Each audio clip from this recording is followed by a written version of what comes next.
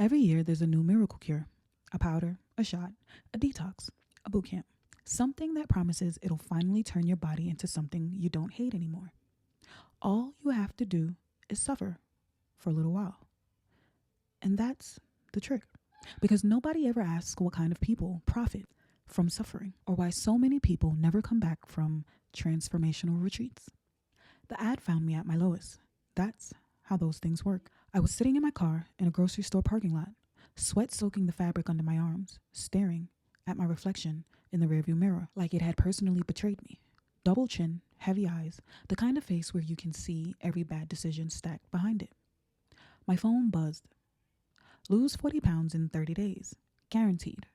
Normally I scroll past those, but something about this one felt different. The video showed real people. Messy kitchens, unflattering angles, before photos that looked like me. Then afters. Tight skin, hollowed cheeks, bright eyes. Too good. The company's name was Renew Your Retreat. The caption said, not a diet, a surrender. Under that, a comment section full of crying emojis and phrases like, they saved my life. I barely recognize my old self. Worth every moment of pain. Pain. That word stuck with me. I clicked. The website looked sterile and expensive. Forest backdrop, clean white cabins, medical grade buzzwords stacked on top of spiritual language like they'd glued two industries together. Metabolical repatterning, cortisol erasure, cellular fastening, identity reset. The price was insane. I checked my bank account twice just to make sure I really didn't have that kind of money. But there was a payment plan. Of course there was. Before I could talk myself out of it, I filled out the health screen. Weight, height, age, medications, insecurities, disguised as goals. There was one strange question at the end. On a scale of 1 to 10, how ready are you to disappear for a better version of yourself? I typed 10. Within 5 minutes, my phone rang. Unknown number. A woman's voice answered. When I picked up, soft, calm, reassuring. Congratulations, she said. You are exactly who we've been looking for. The retreat was in the mountains. No signal past the last gas station. No towns, no GPS, once you turned onto the private road. Just pine trees and fog and the steady climb into the quieter air. The bus took us the rest of the way. 12 of us, different ages, different bodies, same hunger behind the eyes. No phones allowed past the gate. They took them for detox purposes. We were issued identical gray sweats and white sneakers. Even our names were replaced with numbers. I was participant 7. The main lodge looked like a luxury hospital pretending to be a spa. Soft lighting, bare walls, smell of eucalyptus, and antiseptic. We were weighed the moment we stepped inside. No words of encouragement, just numbers logged into tablets with quiet nods. That should have been my first real warning. Phase 1 was starvation. They didn't call it that. They called it metabolic silence. Clear broth, electrolyte water, daily injections to stabilize fat conversion. By day 3, my hands shook constantly. By day 5, everyone had headaches. By day 7, people were crying openly during the group intention circles. One woman, participant 2, began whispering that she could hear her fat melting at night. They removed her from the group after dinner. Told us she had a reaction. Her bed was gone the next morning.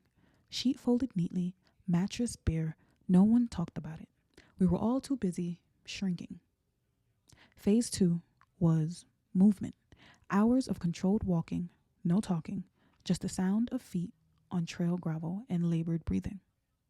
They measured everything: heart rate, oxygen levels, lactic acid. Pain was not treated as a side effect. Pain was a resource. Our trainers never called coaches, never called staff. We're black instead of white. They watched everything without blinking. One of them, a tall man with veiny forearms and a voice like gravel, leaned in close to me as I stumbled on mile 5. Your body is letting go, he murmured. Don't interrupt it. My knee bled all the way back to the lodge. Nobody stopped me. Phase 3 was where things started going wrong. They called it restructuring. This is where the real weight loss happened and where the screaming started. We were taken to the lower level in small groups, 4 at a time. Bright lights, stainless steel, Machines that looked like gym equipment had merged with surgical tables. The first session lasted 2 hours. I was group 2. When I came back upstairs, I'd lost 12 pounds. My skin burned, my muscles vibrated like they'd been rewired. Participant 10 vomited blood into a white towel. They praised her for commitment. By week 3, the group was smaller, down to 8. Nobody asked where the others went anymore. It became easier not to ask. The mirror in the room showed bones I hadn't seen since childhood. My face looked beautiful, but my eyes looked wrong. Too empty, like there wasn't enough of me left behind them. The first death happened at breakfast. Participant 4 collapsed, face first, into her broth. No dramatic seizure, no screaming, just stopped. The trainers moved so fast it was like choreography. Curtains drawn, body removed, table sanitized, breakfast continued. The woman across from me whispered, "They said this would heal us?" I didn't answer, and part of me was terrified that it already had. I became suspicious when I overheard 2 staff members arguing. One said, "We're exceeding our weekly intake." The other replied, "They're stronger this batch. The yield's high." Yield, not results. Yield? That night, I couldn't sleep. I followed the staff hallway down past the restricted sign, past doors marked with symbols instead of words, until I found a room that hummed. Inside were glass tanks, dozens of them, each one filled with cloudy liquid and body parts. Arms, thighs, ribs, organs I couldn't name, all labeled weight, gender, age, and a second label, refined human material. Behind the tanks, a massive machine pulsed slowly, tubes feeding into it like veins. On a screen above it, lines of code scrolled beside rotating human silhouettes. The silhouettes were us, before and after. One of the staff caught me staring.